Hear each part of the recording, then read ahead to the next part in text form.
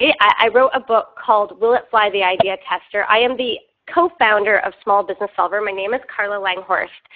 The reason I am our guest speaker today is I have the very lucky privilege of speaking to, at first, only hundreds, but now thousands of entrepreneurs, and really getting a better feel of what makes their businesses fly versus maybe what their red flags are or places to tweak their business idea to make it even better. So one big thing here is I know that many people are probably here just saying, oh, I hope she doesn't say something that indicates that my company won't fly or my business won't fly. We look for red flags. I mean, let's be honest. The pet rock worked. I mean, there are some crazy out there ideas that we wouldn't necessarily expect to work that have. So what we're trying to do here is whatever your business idea is, let's see if there's ways to improve the business model. Or let's make sure that you're going to be happy with it. On the flip side, maybe you have many ideas. Maybe you don't just have one idea. Maybe you have 10, and you've always known you wanted to be an entrepreneur and jump in with 2 feet, but you're not quite sure which idea is the most feasible. Well, the Idea Tester and what we're going to go through today is going to give you the ground rules for this. So let's get started. Every single person comes up with 3 $1 million ideas per year. Now, you're probably thinking, really? And this is on average, so I'm sure one person only comes up with $1 million idea a year, and other people come up with 5 in a year. But if you think about that, then there should be a lot more millionaires out there, and there definitely aren't. And my best way to illustrate this is actually I came up with a $1 million idea when I was only 22 years old, and I never actually jumped in with 2 feet. What I came up with was a way to actually track and improve innovation at a corporate level. So at Coca-Cola as well as Canadian Pacific Railway, 2 places that I worked, I actually designed an innovation funnel, a way to track employee as well as customer ideas, and then to rank and make sure that we're allocating resources to the best ones. Now, I came up with this now I'm dating myself, in 2002. So for me, I could have actually ramped this up, done really great with it, and you know what? With my innovation funnel here, what could have ended up happening is I could have resold it to someone who then came up with the idea. So who came up with the innovation technology 4 years after I had originally come up with the idea? Well, some pretty big players out there that you might recognize, such as Oracle, Microsoft, and Salesforce. So if you're familiar at all with the technology life cycle, someone who actually develops an idea and then grows their business for an exit strategy of actually selling it, usually in technology, it would have been the 3 to 4 year period to actually prove and justify it to be bought out by a company like this.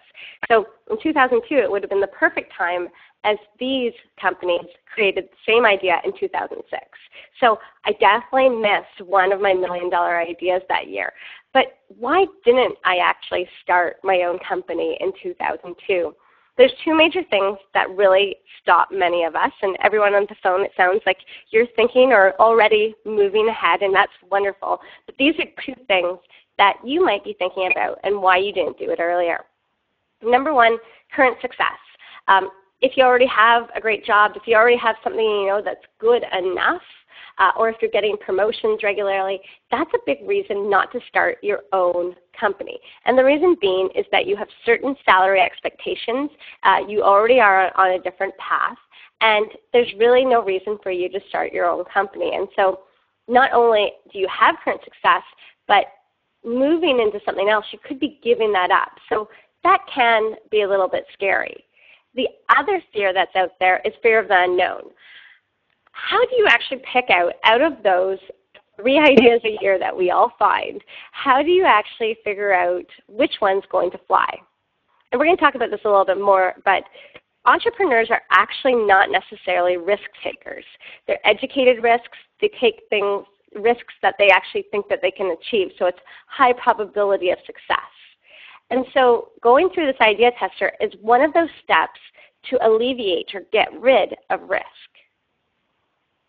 So what happened to my innovation funnel? Obviously, it didn't go into the funnel that I wanted it to, but if I had actually been able to overcome the fact that I was getting promotions at the time and understood that I actually had a great idea, maybe I would have already sold my first company.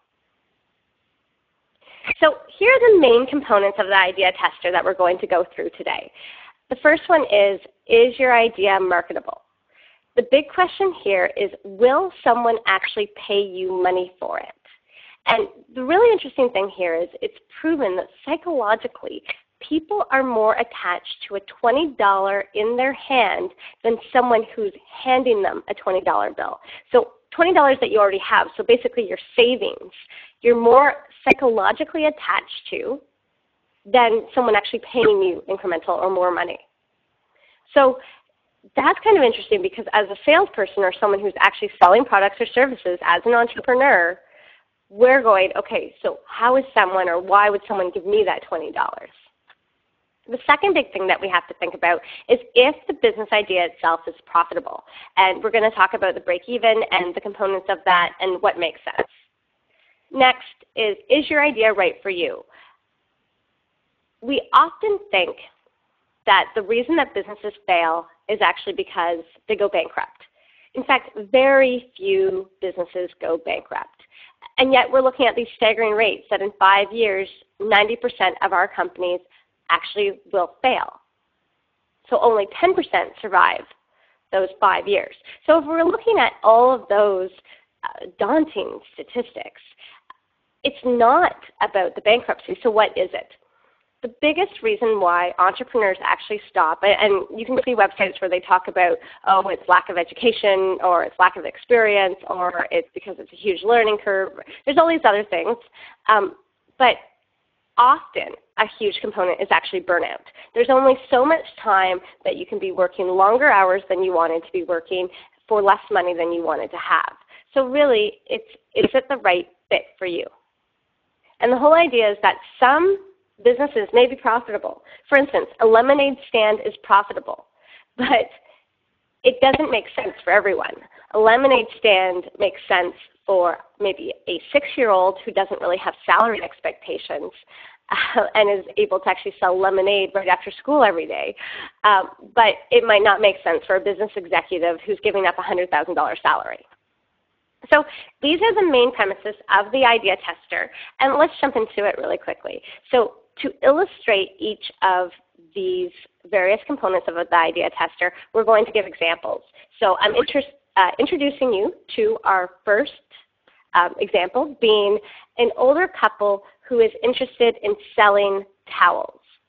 So they really love the feeling of towels, or they're really passionate about towels, and they want to work together, and this is just something that they want to take on. Versus a young, maybe just out of college graduate who really loves aesthetics and cutting people's hair.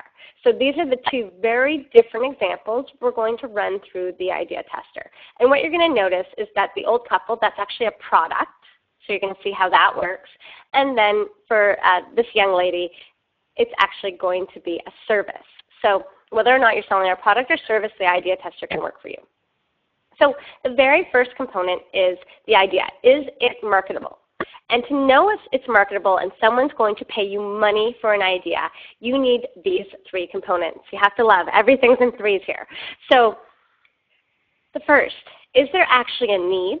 So do people sense that there's a need? Do people actually ask for what you're having? Do you have the offering that meets that need?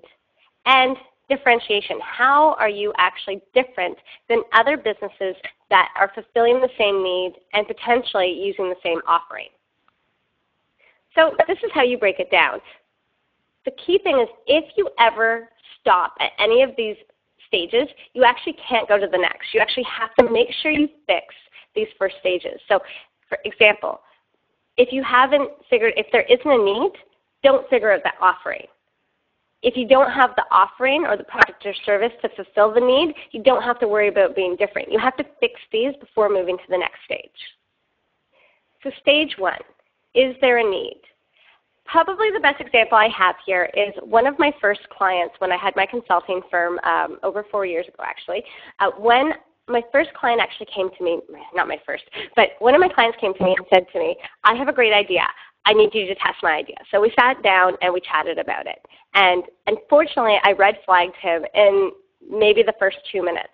And the reason being is that there wasn't a need. The example was that this individual wanted to add a handle to the side of a toilet that would raise and lower the toilet seat. Now, is this needed, and by whom? So when I asked that question, this individual said, well, of course we need it. I mean, couldn't you see it at a fancy restaurant? And this is the thing, is that in a female washroom, the toilet seat's always down.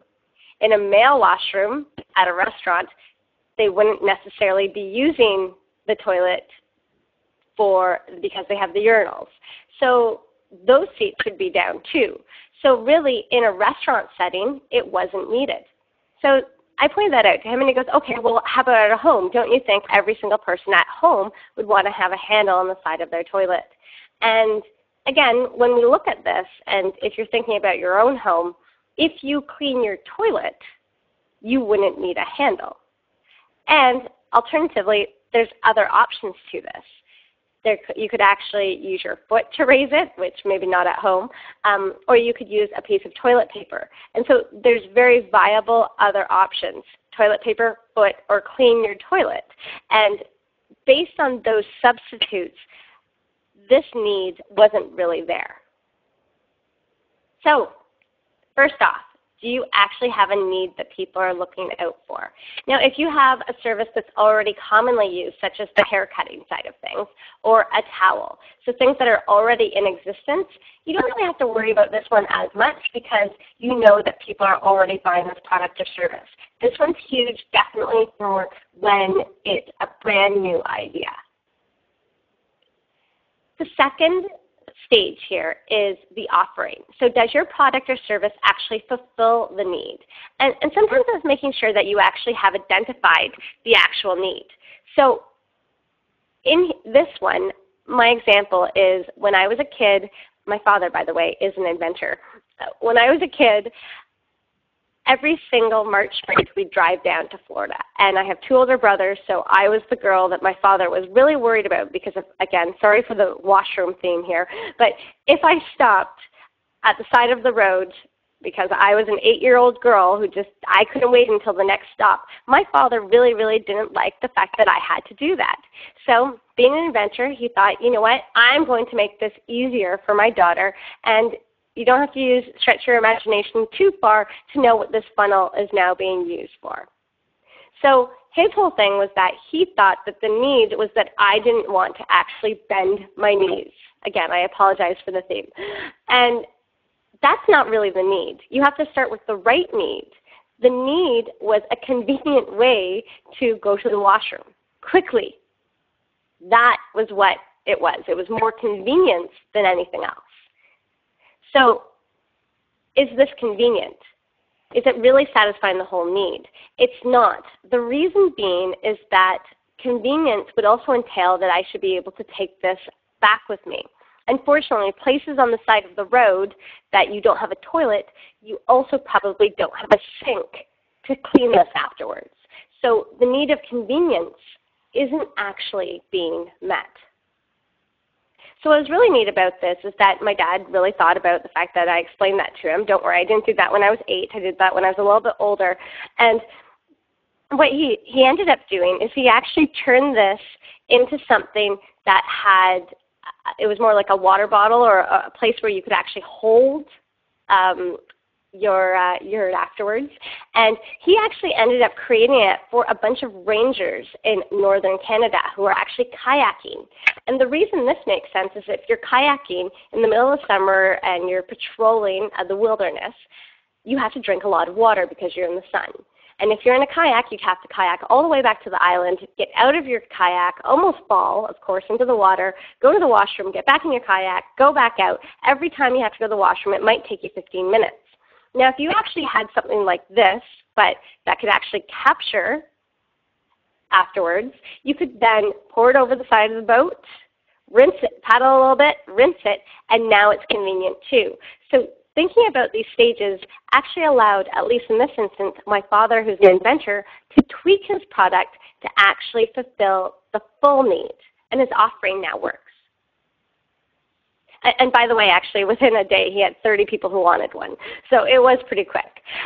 So the last stage here is differentiating yourself. So now that you know that your product or service has a need and you have fulfilled that full need, your last thing is now you better be different and better than your competition. And how do you do that is understanding that your customers may actually have more than one need. So the example here is actually the towel. So is your customer actually concerned about just getting dry? If your customer actually just wants to get dry, all you would need for a product or service is the air, a hair dryer, or a towel. If their additional need is to actually get dry anywhere, well, the hair dryer, unless it's battery operated, doesn't really help you.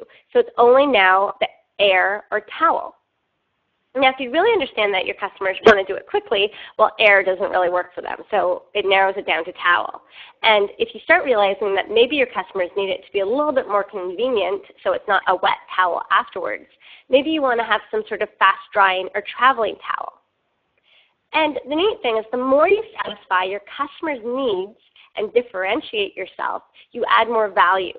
And what's key in business is when we add more value, we can actually charge a premium. So you can charge because they're more willing to pay for more. So again, this is marketable. It's all more willing to pay. The second one is for the haircut. If you thought the need was just shorter hair, well, then it would just be a haircut. But what's really neat, especially in the luxury salons, is they realize that it goes beyond that. You always style afterwards because their secondary need is actually to look good. It's not just shorter hair. They also want to feel good, so giving them a scalp massage would add value. And also, any customer of a salon wants to feel self-confident when they walk out of there. So actually giving them a cut, a style, a massage, and making sure that your whole staff compliments them on the way out helps fulfill more than just the basic needs. This is what differentiates yourself. So the key thing is now you understand the three major steps for, is your idea marketable? Are people willing to pay for it? And that falls into three components. Is there a need? Does your product or service meet that need? And then again, how are you different? And this brings us in to the next step, the numbers. So a lot of times when you're writing your business plan, your numbers fall to the very end, so it's your financial projections at the very end. I don't recommend that when you're doing idea testing. As soon as you know that you have a need and that people are going to buy it, now you crunch the numbers. Crunch them right up front. Don't waste time, especially if you have 5 or 10 ideas. You got to figure this out up front. You don't want to spend all that time building a business plan before you know whether or not it's going to fly. So how do you crunch your numbers quickly? It is the break even. This falls into a few different stages. Stage 1, profit margin. How much money are you making per sale? Stage 2, what's your startup costs? And you put those together for your break even. So the key thing in the numbers is just understanding how long it takes you to actually start making profit.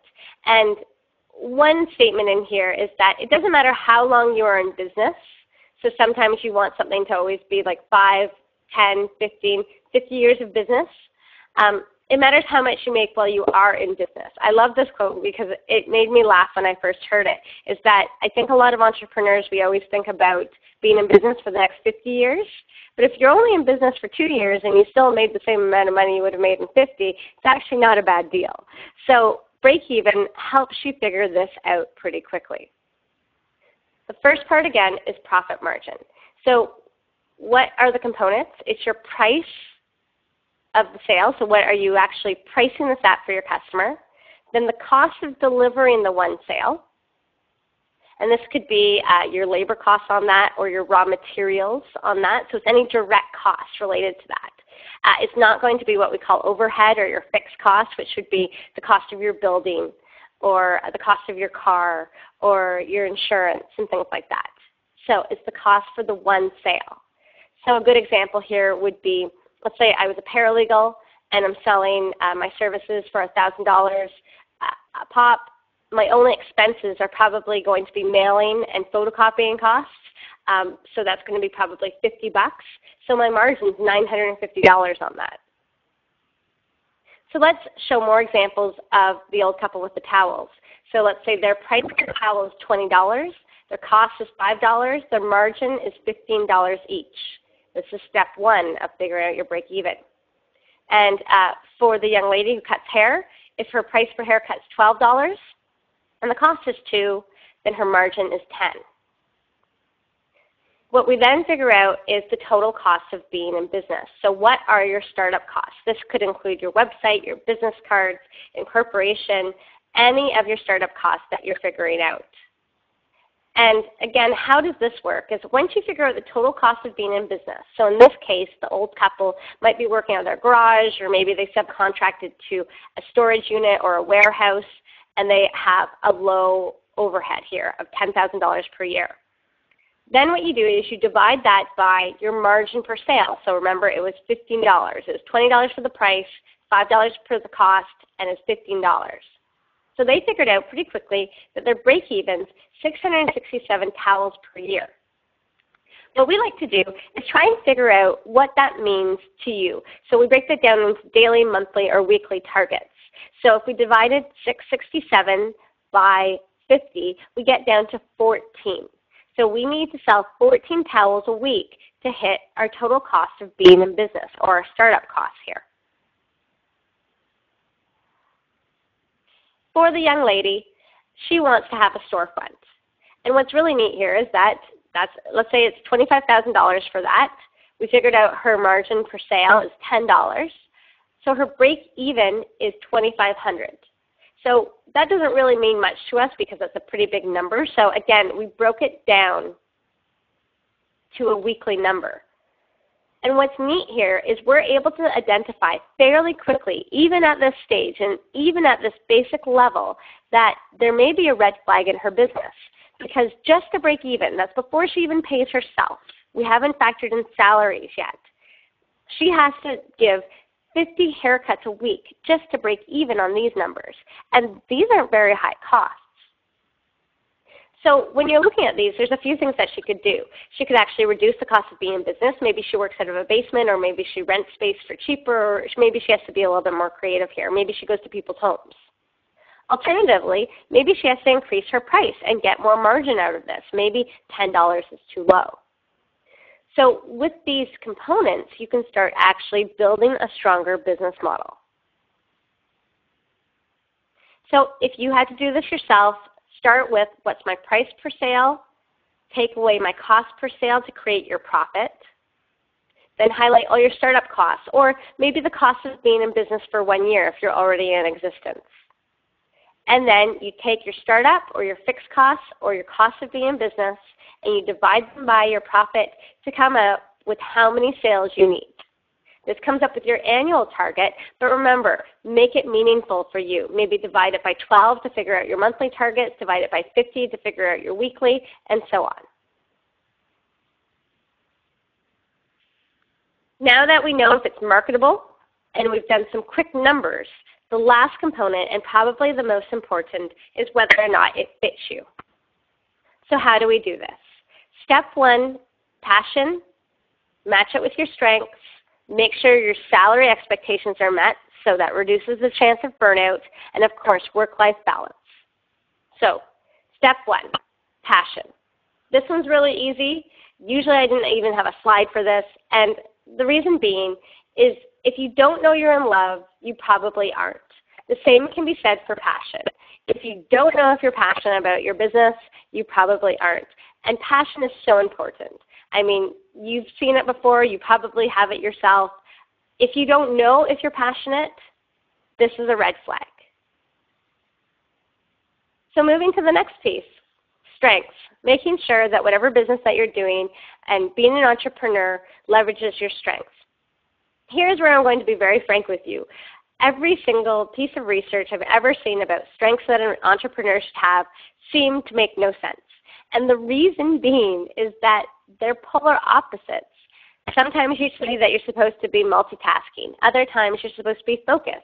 You have to work alone and be a team player. You need planning skills and decision-making skills. You need to be creative and you have to be the planner still. You have to communicate and you have to be a listener. Oh my goodness, it just seems that there's so many things that you have to be. I have seen quizzes about whether or not you make a great entrepreneur, but I'm going to boil it down to one thing. The only attribute that I've seen time and time again that makes or breaks an entrepreneur is doing what you said you were going to do. So the key is, whenever you say the words, I will, you need to do it. I will indicates to you that's on your to-do list and you can never take it off until you've done it. Now one thing I'll be very honest about as well is sometimes it doesn't happen when you want it to happen. And that's okay. But the key is when you say I will, do it. And that's better than checking off any of these. The third component of personal fit is your salary expectations. So the key here is figuring out what number you need in order to continue running your own company. And again, this is the example of the lemonade stand. A 5-year-old, a lemonade stand works for. A $100,000 executive, it wouldn't work for. So sometimes your salary expectations might be higher to have your own company, which that's going to be difficult, to be honest, but at the same time, you need to write that down if that is your salary expectations to go through starting your own company. And then on the other side, maybe it's lower because you're really getting the intrinsic or the personal rewards and maybe the fact that you're your own boss and things like that. So write down what your expected salary is. Now we're going to do something that I call your real break-even. We take what your break-even was before and now we add in what your salary expectations are. So for the old couple, let's say they actually just wanted an extra $30,000 between the two of them. So they're overly reasonable on this. And this probably means that they don't want to do it full time. So for them, they took their startup cost of $10,000, added in their $30,000 expectations. It came to $40,000. The margin's still $15. Their real break-even actually jumps from $667 to $2,667. And their weekly target jumps from 14 per week to 53. This changes things. In fact, looking at these numbers, if they went one towel at a time, this becomes unreasonable. They probably wouldn't be able to sell 53 towels per week. So looking at this doesn't mean that they can't do it. It means that they have to look at this as a red flag. These individuals actually ended up realizing they didn't want to go one-to-one. They decided to go after hotels. So what was really neat about this is that a typical hotel would buy 400 to 500 towels at once. So the margin will drop down, of course, but now they only need 4 or 5 sales per year to start hitting their target numbers. Or I guess in this case it's going to be 7 or 8 sales. So in an entire year, that's going to be less than 1 sale per month. All of a sudden, this starts becoming very, very doable. For the young lady, the same thing. She added in her salary expectations, which became $55,000. Her margin didn't change. Of course, we discussed how she probably should change that. Because what's happened here now is she has to give 110 haircuts per week. Now that's going to be very, very difficult, especially if she's spending time on the scalp massages or anything like that as well. And so how is she going to handle that? So again, not saying that it's the worst case scenario here. It's a red flag. How are you going to hit these numbers? So now that we have our salary, the very last piece is our own work-life balance. And the key part of this is being very honest about how many hours per week you're intending on working. How you do that is figure out how long delivering a sale takes you. Let's say for the haircut, you wash the hair, you cut the hair, you dry the hair. The whole process takes 30 minutes. So in her real break-even, she needed to do 110 haircuts. If each one takes 0.5 hours, she's working 55 hours per week just on doing the haircuts. That doesn't include sales, marketing, administrative, cleaning, bookkeeping, all that other stuff. So for the towels, let's say you can take an order, you ship it out and invoice, and especially if they're outsourcing that, that's great. So 53 towels times 0.25 hours, so it's 15 minutes. They're only working 13.25 hours per week. And maybe there's things that they could automate here. Maybe when they take the order, it automatically does a ship out or automatically does an invoice. And there's things that you can play around with here when you lay this out. So again, just as a reminder for personal fit, are you passionate? Do you do what you say you're going to do, being the key strength here? Are your salary expectations reasonable? Does your real break even change too much that it's now not feasible? And then finally, are you actually working longer hours than you thought you'd work to hit your real break even target? Now when we're going through this, those are the key components, but it still seems like quite a bit. So I'm actually going to show you that on Small Business Solver we have a free tool that you can actually do this yourself. So I'm just going to jump there right now so that you guys can all see this. And let's jump over. If you wanted to do this yourself and don't want to do the math, you go to Small Business Tools and then go to the Will It Fly. Again, this is free, so don't worry about it. Personally, I don't always like doing my own math, so this is kind of fun. You go to the bottom, it says Test Your Ideas here for free. And what you're actually able to do is enter in all the information that we just did. So let's say we'll use the example of the hairdresser. So how much would it cost to be in business? $25,000. She was going to charge $12 per haircut. $2 was going to be her variable cost. Let's say she's willing to work 250 days a year. Her salary expectations, I think we said it was $30,000. It takes her 0.5 hours to do a haircut. She's only going to have herself as an employee. And average day, let's say she's willing to work 10 hours per day. All we have to do, we put in our email in here, and I'm just going to put in my Small Business Solver one. And when we do all of that, we go down, and it's going to actually do all the numbers for you. So when we click this through, it reminds you what your answers were, and it actually will pass you or fail you based on issues. So what was neat here is she was very reasonable on her profit margin, which is here. Cost of being business was reasonable. Her salary expectations weren't too high. She was willing to work.